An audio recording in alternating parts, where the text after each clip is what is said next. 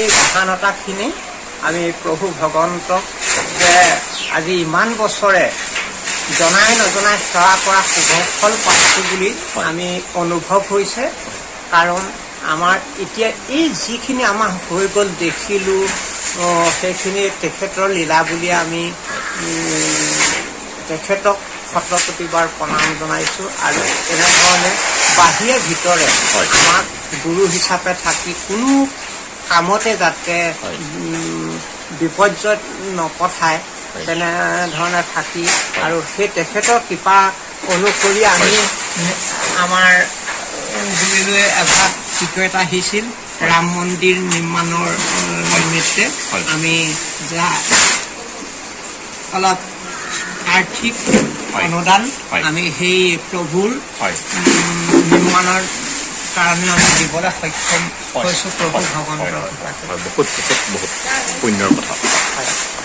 ধন্যবাদ। হয় হয় হয়, বহুত ধন্যবাদ। আৰু আমাৰ সামান্য এইখন দোকানৰ পৰা হয় হয় বিধি পাৰণিক হয় হয় চলি আছোঁ। হয় আমি ল'ৰা ছোৱালী হয় হয় নিজেই চলিছোঁ। হয় হয় হয় প্ৰভু সকলো আমি আশীৰ্বাদ দিলে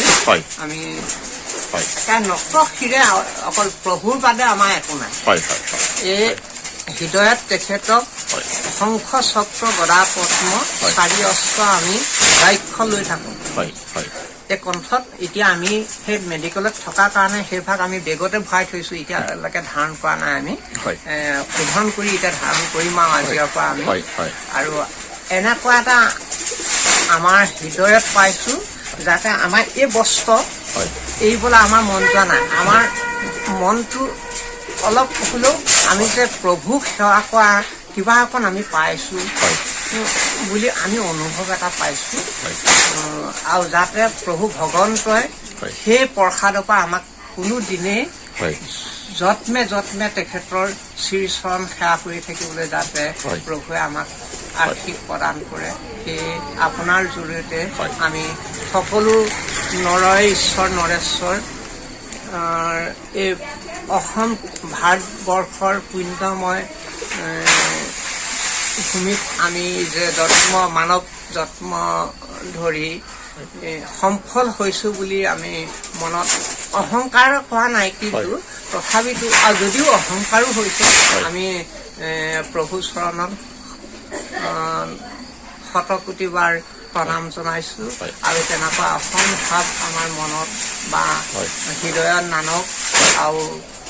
শনি ৰাহু কেতু কবলৰ পৰা আমাক দূৰতে বিদুৰ কৰক। পৰম পিতা পৰমেশ্বৰ হৃদয়ত বাস লওক। আৰু জ্ঞান আমি শূন্য, সেই জ্ঞান আৰু অন্ধচক্ষুক পোহৰ দৃষ্টি প্ৰদান কৰি সকলো আমি এতিয়া যিখিনি আমি পাইছোঁ আমাৰ গৃহতে হওক আমি মেডিকেলতে হওক আমি সকলোকে ব্ৰহ্মময়ে দেখা পাইছোঁ। গতিকে আমি ইয়াতকৈ আৰু সৌভাগ্য আৰু হাজাৰ হাজাৰ আমি এতিয়া আমাৰ গৃহতে হাজাৰ হাজাৰ প্ৰভুৰ পদৰ ধূলিয়ে আমি শিৰত লৈছোঁ, বুকুত লৈছোঁ, গাত লৈছোঁ। সেইখিনি আমি পদধূলা যাতে আমি সদায় লৈ থাকিবলৈ পাওঁ। এই বৈকুণ্ঠতে থাকি যাতে আমি এই গীতি প্ৰাণী আৰু যাতে কোনো বিপদ বিঘিনি নোহোৱাকৈ প্ৰভু ভগৱন্তই ৰাখে। সেই থকা দিনকেইটা কাকো বেয়া কথা বেয়া পান নোকোৱাকৈ সেই আপোনাৰ জৰিয়তে সকলোকে আমি ক্ষমাৰে প্ৰাৰ্থনা জনাইছোঁ। আৰু এটা কথা ক'ব বিচাৰিছোঁ, সুধিব বিচাৰিছোঁ, নন্দিতাই আপোনাক দোকানতো কেতিয়াবা সহায় কৰিছিলে নে বাৰু? একেবাৰে ধুনীয়াকৈ সহায় কৰে। আমি যেতিয়া সোমবাৰ দিনাখনি হয় আমাৰ গৃহতে মন্দিৰ এখন আমি স্থাপন কৰি লোৱা হৈছে। সেইখন সেৱা শুশ্ৰূষা কৰিবৰ কাৰণে অনেক ৰাইজ আহি আমাৰ দোকানতে চাকি বন্তি লয়, ধূপ ধূনা লয় আৰু শৰাই সঁফুৰাও আগবঢ়ায়। আৰু তেওঁ একদম সুন্দৰকৈ সকলোখিনি জতাই দিয়ে চাকি বন্তি। আৰু আমাৰ প্ৰতি বছৰে শিৱৰাত্ৰি ভাগ পতা হয়। আৰু সেই পূজা ভাগত আমি এতিয়া নিঠুৰ হৈ পৰিলোঁ। আমাৰ এতিয়া কোনে আমাক সেইখিনি সহায় কৰিব? বুজিছোঁ মই সেইকাৰণে একোৱেই ক'ব নিবিচাৰোঁ এই বিষয়ত কাৰণ এইখিনি মোৰ গোটেই পৃথিৱীৰ মানুহৰ মুখৰ কথাৰো এইখিনিক আমি কম্পেনচেট কৰিব নোৱাৰোঁ মই বুজি পাইছোঁ মই এটাই ক'ব বিচাৰিছোঁ ভগৱানে আপোনালোকক বহুত শক্তি দিয়ক আৰু অঞ্জলি দিয়ক আমাৰ সাহস দিয়ক আৰু যাতে সেই পুণ্যৱান যুৱতী আকৌ সেই মহান যুৱতী এই পৃথিৱীত আকৌ আবিৰ্ভাৱ হওক এনেকুৱা এটা শক্তি লৈ আহক 4 বেদ 14 শাস্ত্ৰ 18 পুৰাণ শিকি মেলি এটি সুস্থ সবল শৰীৰৰ সৈতে এই দেশখন যি অন্যায় দুৰ্নীতিয়ে ভৰি পৰিছে সেই দুৰ্নীতি নিবাৰণৰ কাৰণে যাতে এজন মহাপুৰুষৰ গৃহত তেওঁ ঠাই দিয়ে প্ৰভু ভগৱন্তই আপুনি কোৱা মতে ভগৱানে আপোনাৰ কথা শুনিব মই প্ৰাৰ্থনা জনাইছো তেতিয়াই জানিম যে আমি মানুহ জন্ম হোৱা সাৰ্থকতা সেইকণে হৈছে আৰু হয়তো এই জনমত নহলেও আমি পুনৰ আকৌ একে গৃহতে আমি যেনেধৰণে বাস কৰি আছিলো তুমিও তেওঁ মোৰ সন্তান আছিল বুলি যাতে আকৌ পুনৰ চিনাক পৰিচয় পাওঁ সেয়ে আমি সঁচাকৈ হ'ব ভগৱানে এই আপোনাৰ মনোবাঞ্ছা পূৰ্ণ কৰিব আৰু ময়ো ভগৱানক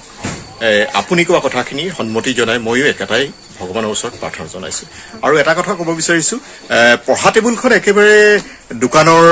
একেবাৰে গাতে লাগি থকা নহয় মই সেইকাৰণে দেখিছো আপোনাৰ ইয়াত সকলো কিতাপ পত্ৰ সকলো পায় নহয় হয় মানে যিখিনি দৰকাৰী বস্তু ঘৰুৱা হয় মই দেখিছো গোটেই হয় আপুনি দোকানখন কেতিয়া আৰম্ভ কৰিলে আচলতে আমাৰ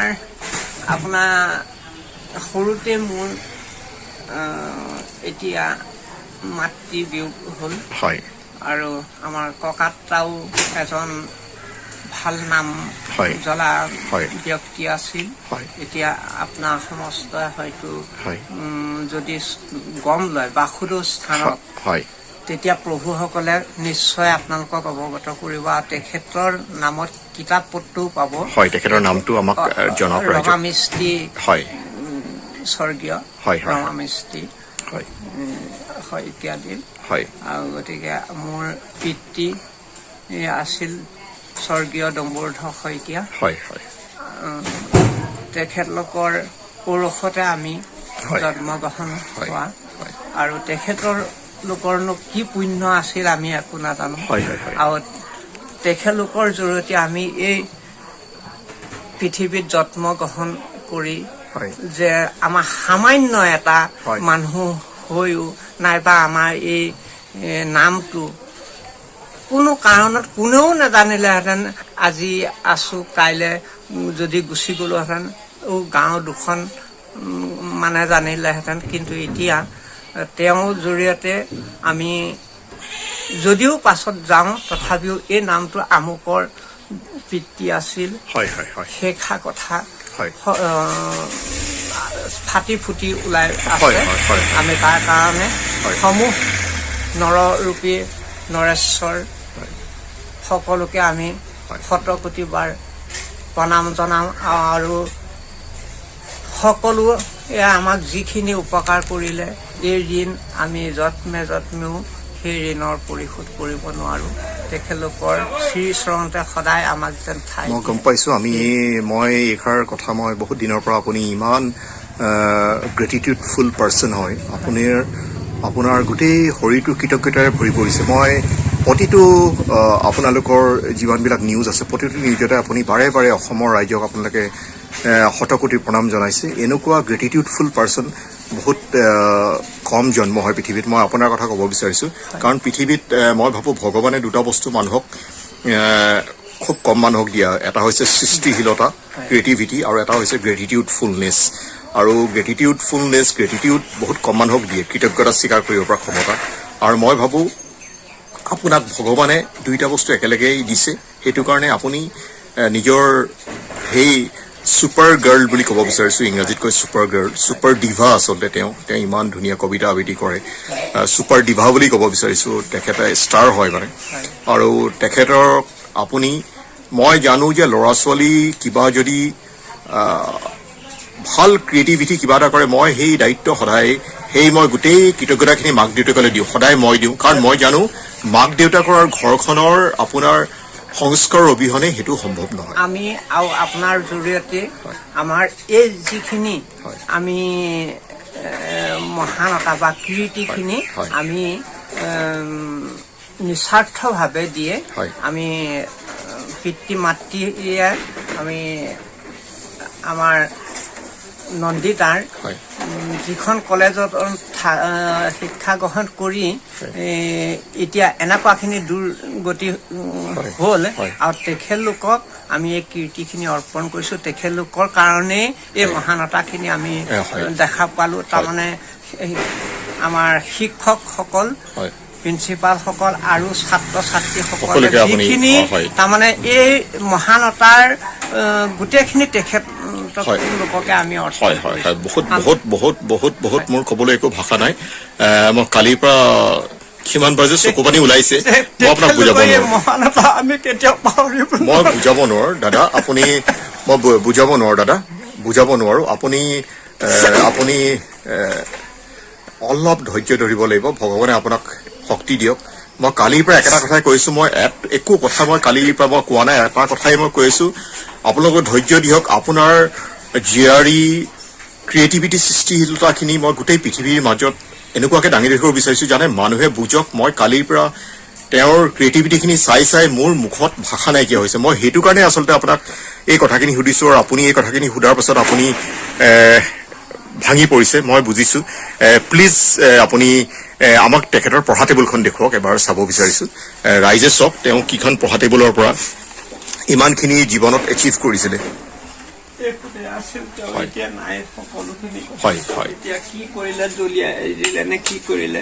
কিন্তু তেওঁ হেৰিখিনি কলেজতে হয়তো আপুনি সোমালে পাব পাৰে লিখা মেলা সকলো এইখিনি তেওঁৰ হেণ্ডৰাইটিং নেকি তেওঁ এইবোৰ আচ্ছা অসমীয়াখিনি অলপ দেখুৱাব নেকি বাৰু হয় এয়া হেণ্ডৰাইটিং ন ইমান ধুনীয়া হয় এয়া নন্দিতাৰ হেণ্ডৰাইটিং নহয় হয় হয়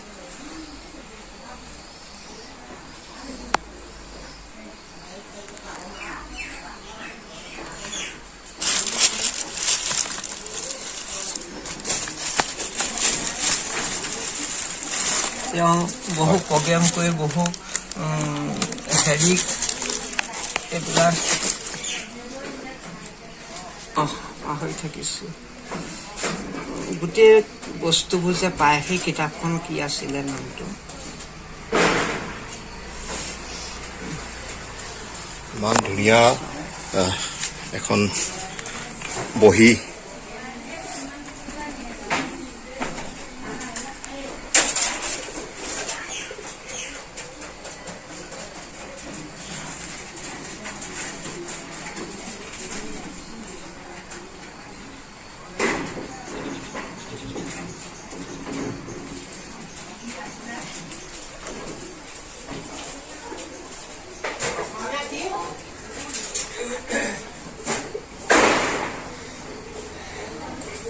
এইখন পঢ়া টেবুলত বহি কেতিয়াৰ পৰা পঢ়িছিলে বহুত সৰুৰে পৰাই পঢ়া নেকি এইখন টেবুলতে সৰুৰে ইয়াতে পঢ়া নে হয় আৰু বৌয়ে কৈছে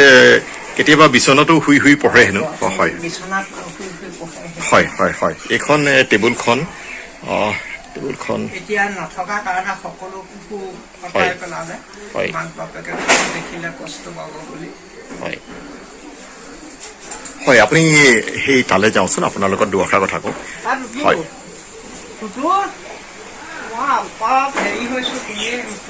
বৌ যদি আহে হয় হয় আপুনি এই ছবিবিলাক আপুনি কেতিয়া দেখা মই আপোনাৰ পৰা বৌৰ পৰা সুধিলো মই আপোনাৰ মুখৰ পৰা দুআষাৰ ক'ব মই কোৱাটো বিচাৰো এই ফটোবিলাক আপোনাৰ কেতিয়া দেখা মনত আছে আপুনি স্কুলতে সৃষ্টি কৰা বুলি কয়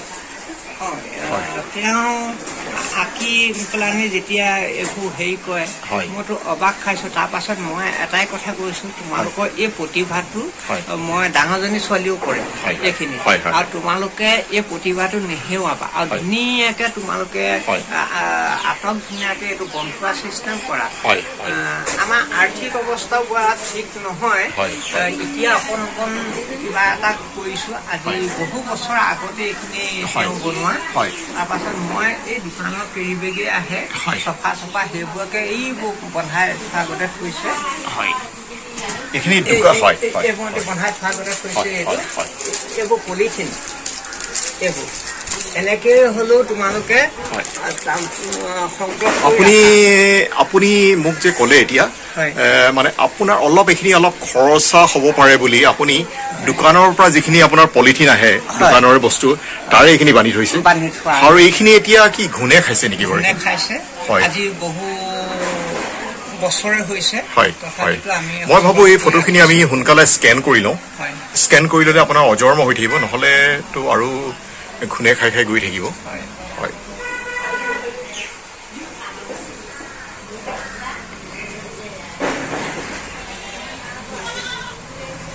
আৰু এইখন এখন প্ৰমাণ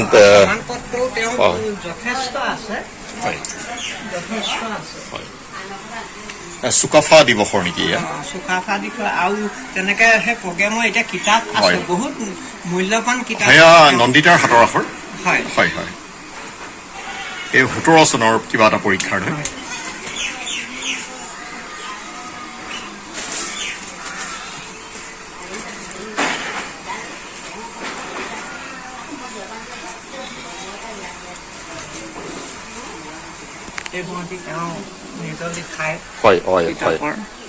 তেখেতৰ নাই তেখেতে নিজৰ হাতৰ আখৰ নাই হিন্দী হয় ৰ'ব দেই মই ফটো এখন লৈছো হিন্দী আখৰ ইমান ধুনীয়া নাই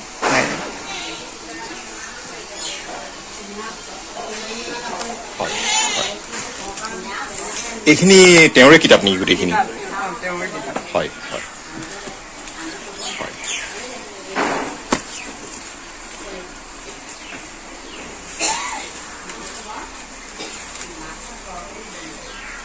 এইবোৰ কবিতা নেকি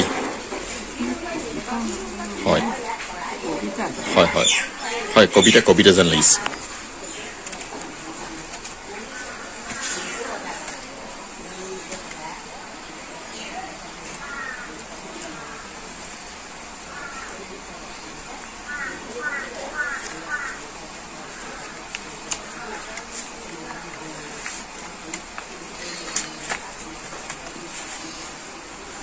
এয়া হাতৰ আখৰ নে চাওঁ হাতৰ আখৰবিলাক এইখিনি হিন্দী লিখিছে নহয় হিন্দী হয় ইমান ধুনীয়া ৰ'বচোন ফটোখন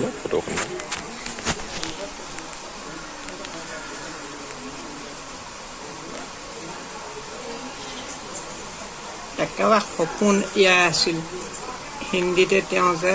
সেইখন কলেজতে অধ্যাপক হোৱাৰ তেওঁ সপোনেৰে আগবাঢ়ি গৈছে এইখন ইমান ধুনীয়া হাতৰ আখৰবিলাক চাওকচোন হাতৰ আখৰবিলাক হিন্দী ইমান ধুনীয়া হেণ্ড ৰাইটিং এগৰাকী অসমীয়া ছোৱালী হৈ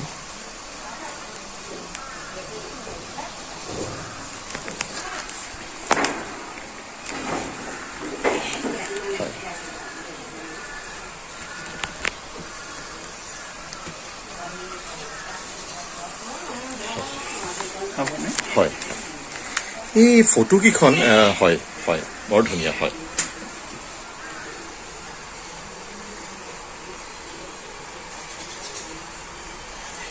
ধন্যবাদ এই ফটোকেইখন দাদা কেনেকে আমি সংৰক্ষণ কৰিব পাৰোঁ বাৰু তাৰমানে মই কি কাৰণে কৈছোঁ আপোনাক মই এতিয়া টাউনলৈ গৈ এইখিনি স্কেন কৰি আনিব পাৰোঁ তেতিয়া গোটেই জীৱনৰ কাৰণে থাকি যাব আকৌ মই যোৱাৰ পাছত আকৌ যদি মই এমাহৰ পাছত আকৌ যদি কিবা এটা ঘুণে খাই বা কিবা এটা হয় মানে সেই গোটেই বস্তুখিনি মই হেৰি কৰি ৰাখিব বিচাৰিছোঁ আৰু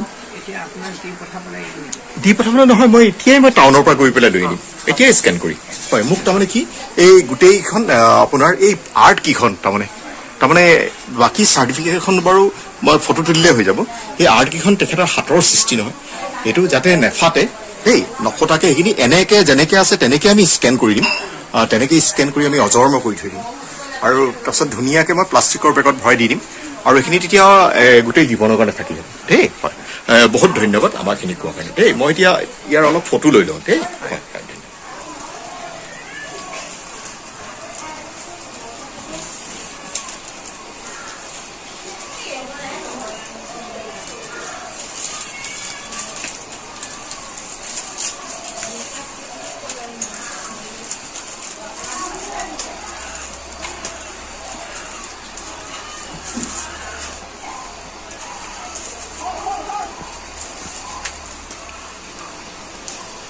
এয়া নন্দিতা শইকীয়াৰ অমৰ সৃষ্টিৰাজি কি ধুনীয়া আৰ্ট কৰে চাওকচোন ল'ৰা ছোৱালীয়ে আৰ্ট স্কুল যায় আৰ্ট শিকিবৰ কাৰণে তেখেতৰ আৰ্ট চক এইবোৰ সৰুতেই তেওঁৰ মাকে গোটেইখিনি ডিটেইল কৰিছে এয়া সৰস্বতী মাৰ ফটো এতিয়া আমি স্কেন কৰিবলৈ গৈ আছোঁ এখন এখনকৈ দিছোঁ হয় প্ৰথমতে এইখন ফটো আমি সৰস্বতী মাৰ দিছোঁ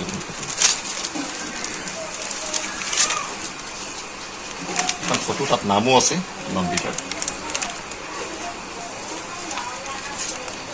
এইখন এখন ফটো ধুনীয়া মৰা চৰাইৰ ফটো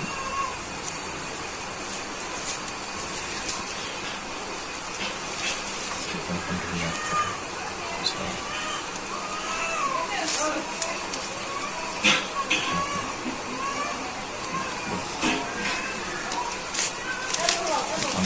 বিৰাট ধুনীয়া সৰস্বতী মাৰ ফটো ইমান ধুনীয়া আৰু এয়া শ্ৰীকৃষ্ণ মই জন্মাষ্টমীৰ দিনাখন এইখন ফটো চাই পেলাই মই চাকিত তেল দিছোঁ আচলতে মই পূজা ঘৰত ইমান